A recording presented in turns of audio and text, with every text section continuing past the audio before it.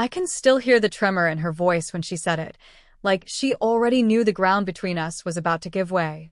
Ethan, she whispered, eyes down, unable to look at me. There's something I need to tell you about what I did last month. It was one of those calm Sunday mornings. Half a cup of coffee left to cool, sunlight stretching across the countertop. The kitchen smelled faintly of cinnamon and dish soap.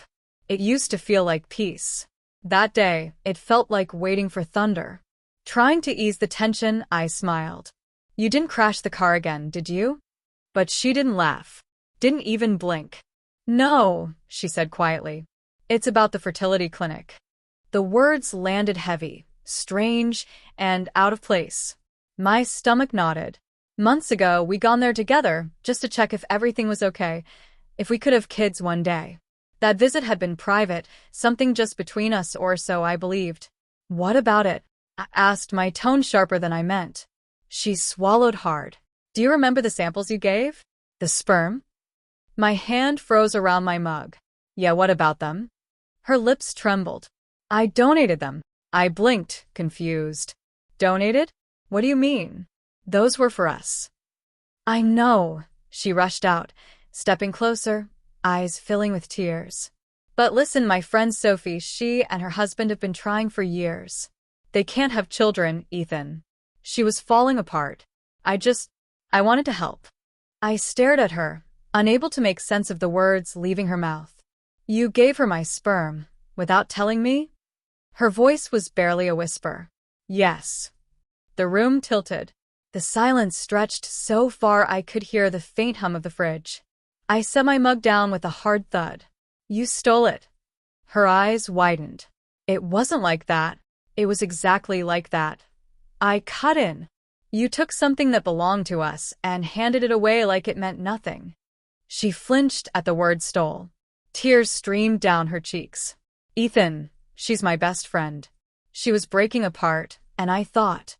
You thought. I snapped, anger turning into something worse. Disbelief, betrayal, grief. You thought it was okay to give another woman my child? The words tore through her, and she began to sob. But I couldn't stop. Do you even realize what you've done? My voice broke. There could be a child out there, my child, that I'll never know. You didn't just betray me, Lily.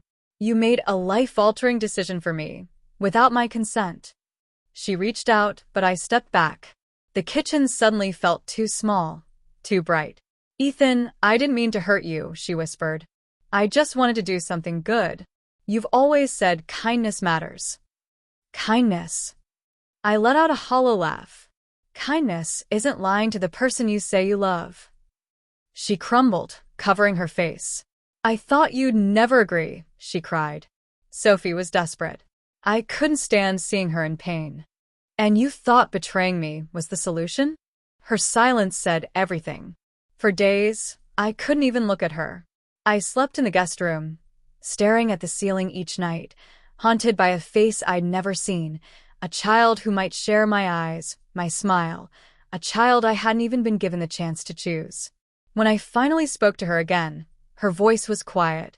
I told Sophie the truth, she said. She said she'll understand if you want to meet the baby someday. The baby? The word hit like a punch. There's already a baby? Her lips trembled. She gave birth 2 weeks ago. My heart stopped. I sank into a chair, feeling hollowed out. You let me sit here, drink my coffee, go to work while my child was being born? She nodded miserably. I was scared. I didn't know how to tell you. For the first time, I didn't feel angry, just empty. Like something inside me had been scraped clean. I looked at her, the woman I once believed I'd grow old with, and realized I didn't recognize her anymore. You didn't just betray me, I said quietly. You took away my right to choose what kind of father I wanted to be. That's not love, Lily. That's control.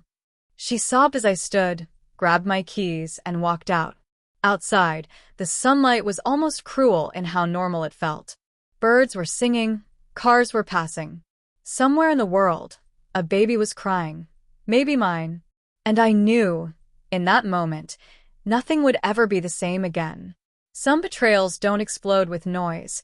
They unravel you in silence, piece by piece, until you can no longer tell where love ended and loss began.